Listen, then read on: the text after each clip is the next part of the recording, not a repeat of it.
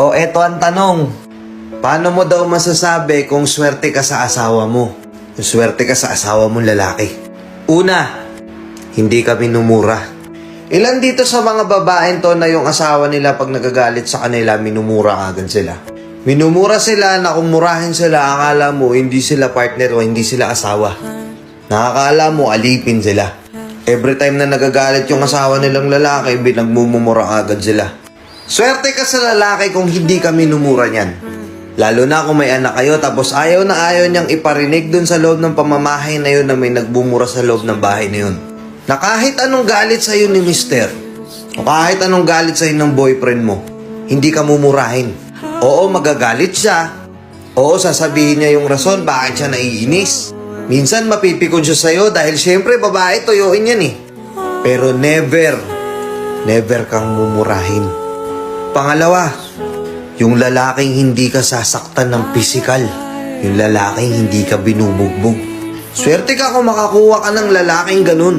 Kasi not all the time sa relasyon, yung akala natin, nakikita natin yung isang couple na masayang masaya sila pero sa likod nun, may mapapansin ka, yung babae minsan may mga pasa, tapos sinasaktan na pala siya. Konting pagkakamali lang na nagawa ni Mrs. may pananakit na agad na kasunod.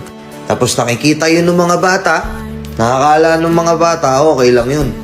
Na habang lumalaki sila, akala nila normal lang yun. Bakit ko sinasabi to? Swerte ka kapag yung lalaking na pangasawa mo merong kontrol.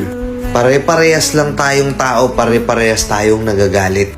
Pero maswerte ka kapag yung lalaking nakuha mo, hindi nananakit. Alam ko may mga magko-comment ditong lalaki na ginagawa nila yon. Sasabihin nila, di mo alam story ako. Kang bida-bida. Di mo alam yung ginawa niya sa akin, wag mo kaming turuan. Di ko kayo tinuturuan mga par. Tapusin mo tong video na to. Ngayon, kapag nakahanap kayo ng gantong klaseng lalaki, huwag niyong abusuhin. Hindi porket hindi nila ginagawa sa inyo yung mga ganong bagay, gagawin niyo yun sa kanila. Namumura-murahin niyo sila, iti-take advantage niyo porket hindi nila yun sa inyo ginagawa. Kayo naman yung magtataranta to, kayo naman yung gagawa ng kagaguhan kasi ang nasa isip niyo, hindi naman kayo sasaktan eh. Hindi naman kaya magalit sa akin yan eh. Kaya kahit magkamali ako, okay lang. Kaya minsan, instead na ako yung maging pahinga niya dahil sa sobrang hirap at sa sobrang pagod na struggle niya araw-araw, para mabuhay yung pamilya ko, ako pa yung magiging cause para bumigat lalo yung nararamdaman niya. Nakuha nyo?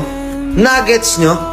Oo, hindi nga kayo sinasaktan ng ganong lalaki, hindi nga kayong minumura ng ganong lalaki, but it doesn't mean na kapag napuno siya sa'yo, hindi ka naiiwan.